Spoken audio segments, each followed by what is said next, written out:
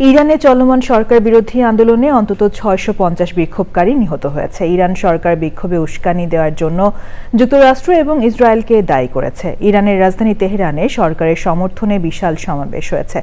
সমাবেশে অংশ নেওয়া জনতাকে ধন্যবাদ জানিয়ে ইরানের সর্বোচ্চ ধর্মীয় নেতা আয়াতুল্লাহ আলী খামেনি বলেছেন, দেশীয় ভাড়াটে দুষ্কৃতকারীদের মাধ্যমে ইরানের শত্রুরা যে চক্রান্ত করেছিল তা নস্যাৎ হয়েছে।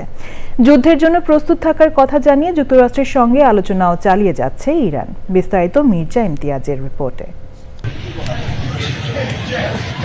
ইরানে গত ২৮শে ডিসেম্বর শুরু হওয়া বিক্ষোভ ছড়িয়ে পড়েছে সারা দেশে। তবে ২ সপ্তাহ রাজপথ বিক্ষোভকারীদের দখলে থাকলেও সোমবার রাজধানী তেহরানে বড় সমাবেশ করেছে সরকার সমর্থকরা।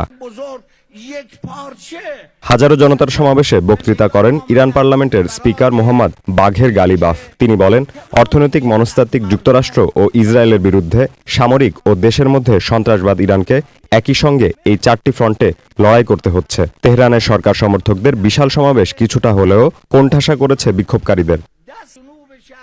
ইরানের সর্বোচ্চ ধর্মীয় নেতা আয়াতুল্লাহ আলী খামেনি সমাবেশে অংশ নেওয়া জনতাকে অভিনন্দন জানিয়ে সামাজিক মাধ্যম এক্সে লিখেছেন, এই সমাবেশ মার্কিন প্রেসিডেন্ট ডোনাল্ড ট্রাম্পের সামরিক হস্তক্ষেপের বিরুদ্ধে সতর্কবার্তা। মার্কিন সামরিক হস্তক্ষেপের হুমকির মুখে যুদ্ধের সব প্রস্তুতি রেখে যুক্তরাষ্ট্রের সঙ্গে আলোচনার দরজাও খোলা রেখেছে ইরান। সিএনএন জানিয়েছে, ডোনাল্ড ট্রাম্পের বিশেষ দূত স্টিভ উইটকফের সঙ্গে যোগাযোগ রাখছেন ইরানের পররাষ্ট্রমন্ত্রী আব্বাস আরাকচি।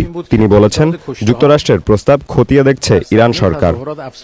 ইরানের টেলিফোন ইন্টারনেট পরিষেবা কয়েকদিন ধরে বন্ধ। যেসব বাসাবাড়িতে স্যাটেলাইটের মাধ্যমে যোগাযোগের সরঞ্জাম রয়েছে, আইন শৃঙ্খলা রক্ষা বাহিনী সেসব বাড়িতে তল্লাশি চালাচ্ছে বলে জানিয়েছে পশ্চিমা গণমাধ্যম। এছাড়া বিক্ষোভকারীদের আটকে চলছে ব্যাপক ধরপাকড়। Mirza Imtiaz, channel I.